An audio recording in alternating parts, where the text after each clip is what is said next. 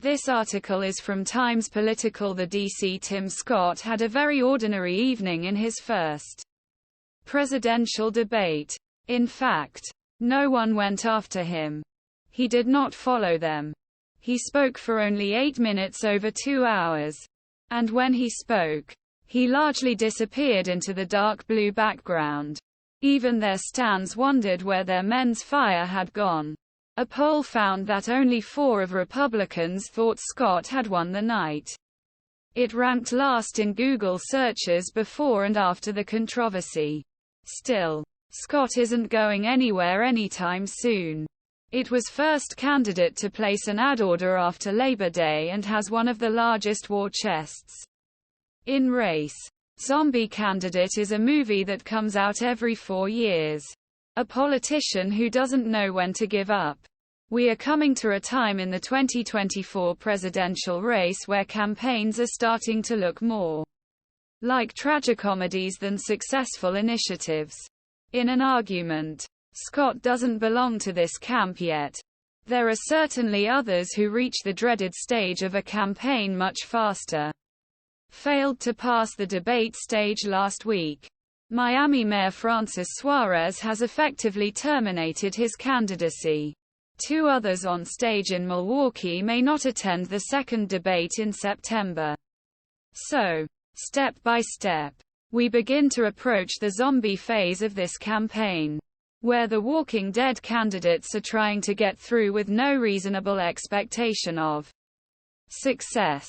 It's just a matter of the candidates finally looking in the mirror and seeing themselves as extras.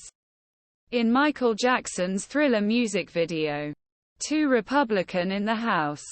Senator John Thune from South Carolina traveled to Milwaukee last week to cheer up Scott.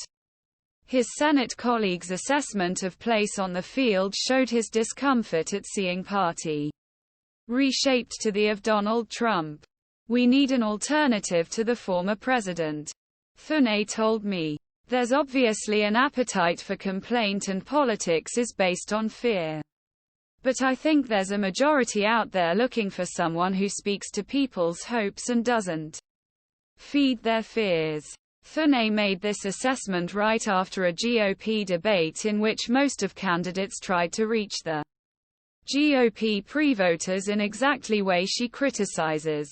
To borrow from The Nation. It was the Donald Trump likeness contest. Many of the candidates tried to channel some of their Trumpism into their performances and positions. Scott didn't have breakout moment. But he was also completely reluctant to sell himself as a Trumpist cop. Although polls show that such flattery could be winning strategy for the time being. I asked Thune if this high-minded approach would work in 2024. Given Trump's ability to monopolize the attention of the American people. How wide is that strip for someone who reflects these character traits? He asked, with a hint of regret in his voice. I hope it's a wide strip. I think there's an appetite. At the start of the debate, Scott's ace had filled Iowa broadcasts with more ads than any of their competitors. It doubl